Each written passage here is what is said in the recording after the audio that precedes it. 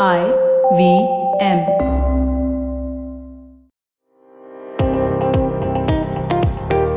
Welcome to All Things Policy, a daily podcast by the Takshashila Institution. We are a bunch of policy nerds based in Bengaluru, and we like bringing fresh perspectives to Indian affairs and Indian perspectives to global affairs. So grab a cup of coffee, sit back, and join us for today's chat. Hello and welcome to the all-new episode of All Things Policy. I am Suyash Desai, and today I am joined by Aditya Pareek. We are going to discuss about the Northern Sea route. If in India's geopolitical context, Northern Sea route is something that is not often discussed. India's geopolitics is generally surrounded with the Indian Ocean region, the South China Sea, the Mediterranean Sea, and up to an extent the Western Pacific Ocean. But it is very intriguing looking at what is happening right now in the Northern Sea route. To discuss more about the geopolitics and the history of Northern Sea route, Aditya, could you tell exactly what did the vessel Christoph De Margerie achieve that its latest voyage is being seen as historical? The Northern Sea route is very closely connected to the rise of Russia in geopolitics today. So Russia's fortunes are supposed to be laying in the development of the Northern Sea route and the development of its Far East regions. So Sovcomflot, that is a Russian state shipping company, it operates the Christoph De Margerie, which is a LNG carrier. So the latest voyage it undertook is noteworthy because it was an unprecedented time of the year, midwinter, when the waters are traditionally not navigable without heavy icebreakers clearing the way. And even then, there was no guarantee that the ships will break through the ice. So there was a chance they could be stuck at some point. But this time, Christophe de Margerie sailed through the entirety of the Northern Sea route without icebreaking assistance.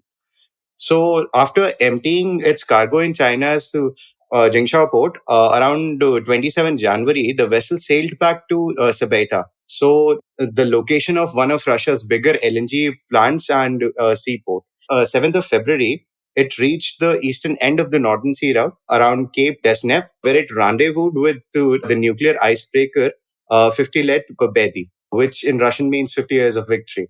So it's a nuclear icebreaker and pride of the Russian icebreaking fleet. So that ship then escorted Christophe de Margerie back to Sabeta, the LNG site. So this is the quintessential proof of concept voyage that the numbers are not just on a spreadsheet anymore, and the Northern Sea route may very well be able to ship cargo quicker across from Asia to Europe and vice versa, compared to the traditional sea routes that we know for shipping around the world.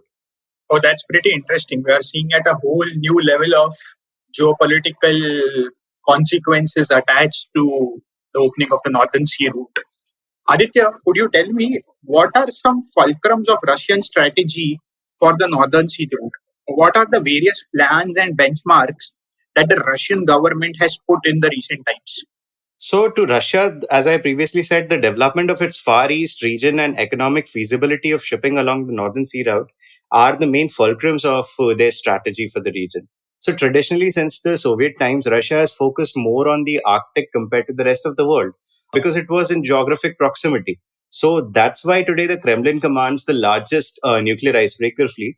So they have a dedicated ministry for the development of the Far East. And if it means something, the Russian Ministry of Foreign Affairs website often has this quote pop up by Putin that says the rise of the Far East is our national priority for the entire 21st century. So you can tell what kind of a gravity they assign to the Far East region and the Northern Sea route's development.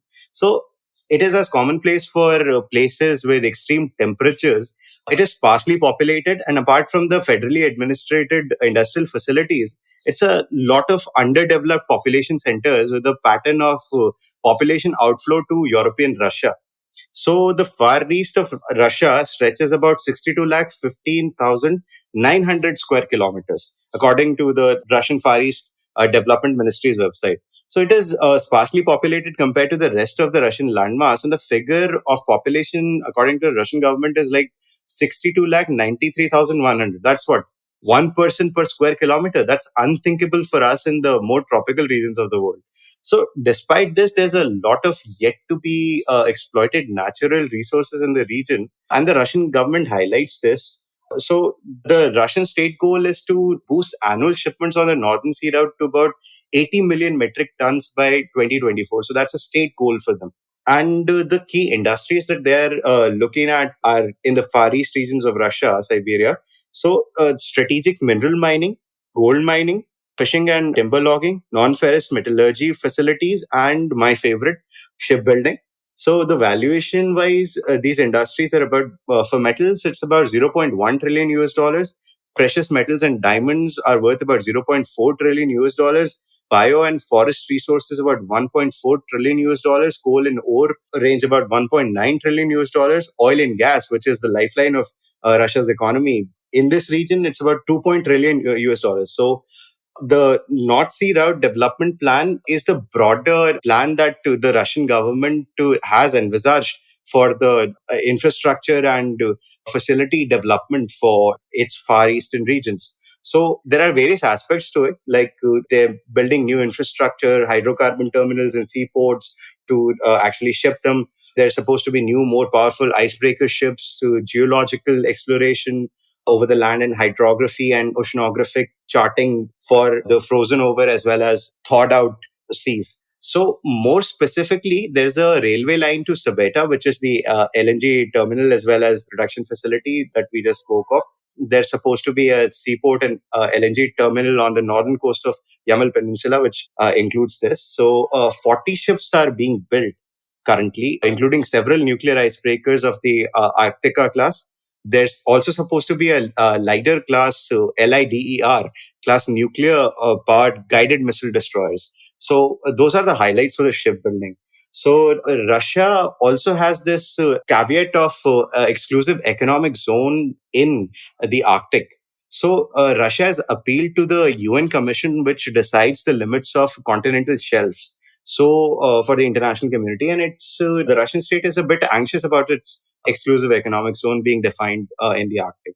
So a request to determine their outer boundaries for the continental shelf in the Arctic has been officially made by the Russian side in the UN. So I've come across commentaries that say either the United Nations will soon approve or Russia may act on its own and carve out an EEZ in the Arctic, where they'll have exclusive rights to all the natural resources and economic activities ranging from shipping to shipbuilding, just about everything.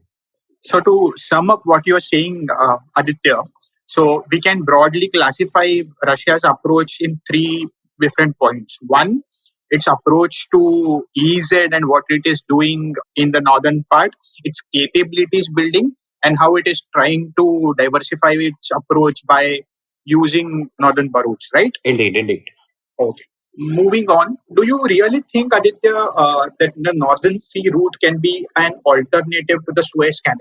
And I'll divide this question in two parts. One, to the northern countries, yes, it can, but to the Asian countries. Well, to broadly answer it, it's postulated and theoretically possible, but until now, the desired economies of scale and year round frequency in shipping hasn't really been possible on the same level as the Suez Canal route or the Southern Sea route. But with the climate change and rising temperatures, it's quite possible that going forward, after this proof of concept voyage, the whole matter of concern is navigating goods from Europe to Russia, basically. So it would dramatically lessen the time it takes for these cargo ship voyages. Say, for example, since we're talking specifics, shipping goods from South Korea to Germany takes about 34 days via the Suez Canal and 23 via the Northern Sea route.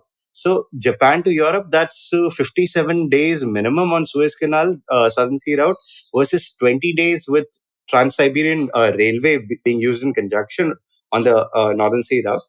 It's one of the emerging counters, in my opinion, for the Russia-Japan relationship, which I also track honestly. So let me point to something that I write about in my blogs, that the Japanese ambassador to Russia has made comments that they expect the logistics of the Northern Sea route to be at least 40% more efficient than the traditionally taken Southern Sea route.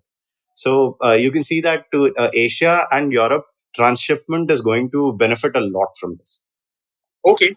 So, Aditya, what do you think is the role of digital connectivity along the Northern Sea route? So, digital connectivity wise, the Northern Sea region has been traditionally behind the rest of the world, except for the Nordic countries. So, Nordic countries are projected to see even more growth in data centers by big tech giants like Facebook, Apple, Microsoft, Google, etc. For Russia, it's a bit more complicated since they don't exactly have much connectivity infra outside of the industrial facilities and the oil gas facilities and seaports in the far east of their country. And even then, the bandwidth of these systems is precious for these state industry applications and military communications. So, leaving the civilian population kind of not engaged in the state industrial efforts without much internet connectivity. So, they don't really have fast connections there for the normal population. Nor does the Russian government have cash on hand to lay a complicated fiber optic cable system on its own along the Northern Sea route. But were a cable system to be laid, I think it would be faster than other similar systems in terms of routing the same places together. So until now, the ice hadn't thawed, so it was hard to lay cables. But it's becoming easier now, and because of these cables now being laid in the future, so they're definitely going to be a bit technologically advanced than the systems that already exist and take a longer route. So the most talked about project in terms of fiber optic cables, undersea cables, is the Arctic Connect Consortium, which is actually pursuing a system there. So it would be about 1,500 to 2,000 kilometers shorter than the existing links from Europe to Eastern Asia. So in a model typical for most ventures of this kind, it will be built and operated by a consortium of private players mainly. So the project is about 700 million euros worth. So you can see that no one government entity or company can invest such money in one single cable system. So the Russian partner in this is Megaphone, the second largest cell service provider in Russia. So Finland's government-owned Cinia Group is kind of the arbiter of this cable system, and they are ready to work with everyone on the consortium, from China Telecom and Huawei Marine Systems to Megaphone, which we just talked about. And there are also about 5, 6 Japanese companies that were at least involved in the final feasibility studies for this Arctic Connect system and consortium. So one key caveat that I'd like to highlight is that the NSR doesn't really have choke points like the Straits of Malacca, for example, where a convolvulus of submarine cables will raise the chance of cables being damaged or cut. So in that sense, the infra any private entity invest in has less to fear from potential saboteurs, unless, of course, the Russian security umbrella in the region either fails or turns a blind eye. So that's how it is. Okay, fair enough. A pretty elaborate answer. Also, is there any resistance, Aditya, to Russia for Putin's strategy towards Far East development? So I've come across several news stories and commentaries about locals in the Far East, that is Siberia, being crossed with the federal government on the way the traditional logging industry is being handled. So China is currently engaged in logging and exporting about 90% of all timber products from Russia's Far East for their own consumption. So, for example, in Russia's Far East, there's a place called Khabarovsk. There have been protests there, and especially on the Russia-China border, the locals who identify themselves as Russians have this view that China and Chinese industry has an exploitative attitude, and the relationship with Russia is very tilted towards benefiting the Chinese companies and the Russian partners which are working with them. So then there's the predictable worries that the Chinese laborers are being used to harvest the actual timber there, and that's being done on Russian trees on Russian land. So depriving local Russians of the traditional livelihood in the region. So that kind of thing that you'll see just about anywhere in the world where a foreign entity is coming in and exploiting natural resources. Fair enough. Finally, I would like to ask, what is India's approach towards Northern Sea route? Is Indian government talking about NSR? Are we thinking, is our strategic community thinking about the region? How is the geopolitics going to impact India in the future?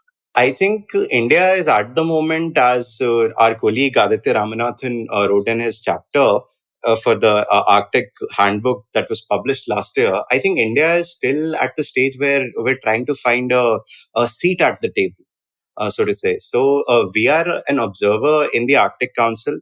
We're trying to find the strategic interest that we have in the first place at the moment. So I don't think the Northern Sea Route, in terms of logistics, is going to help us quite a bit, because the Southern Sea Route actually benefits us as things stand.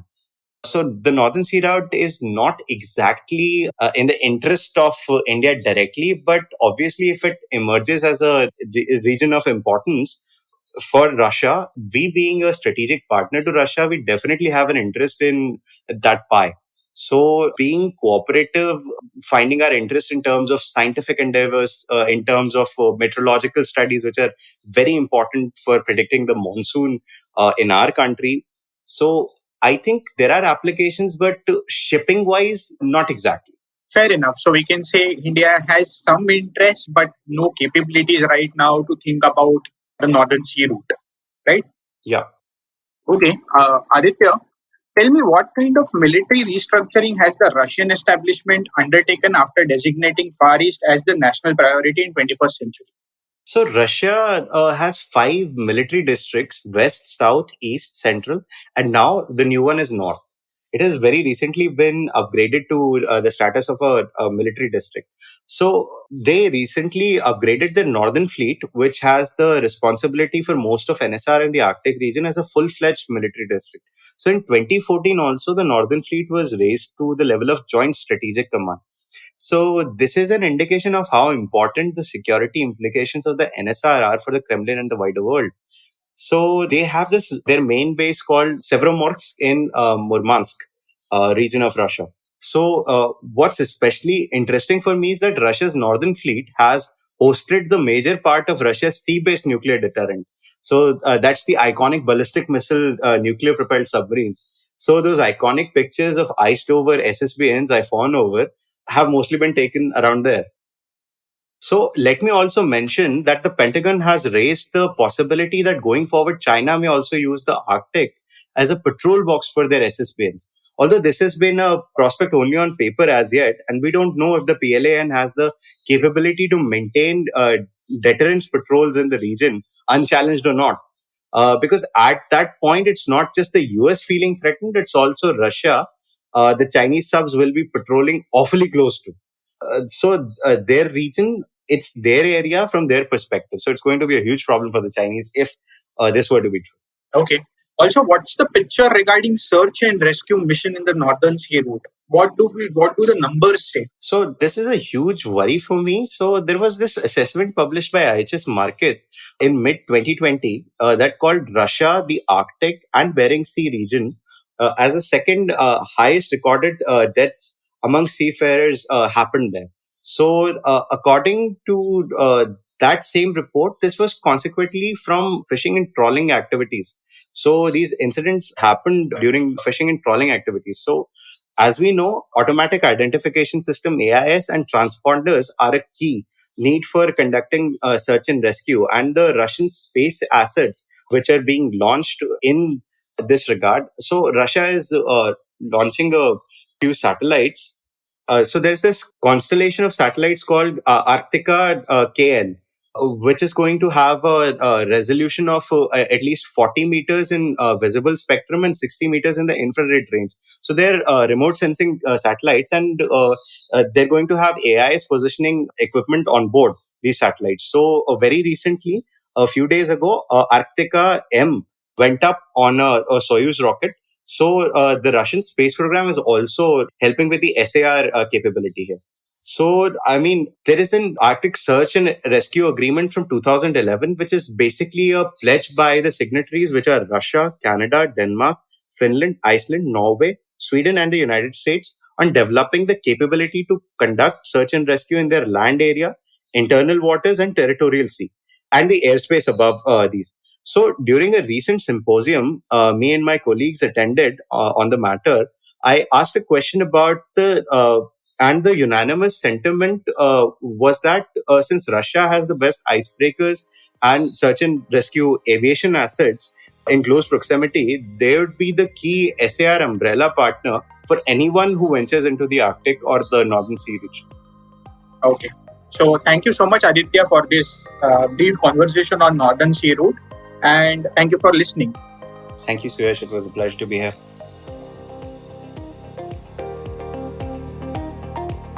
If you liked our show, don't forget to check out other interesting podcasts on the IVM network.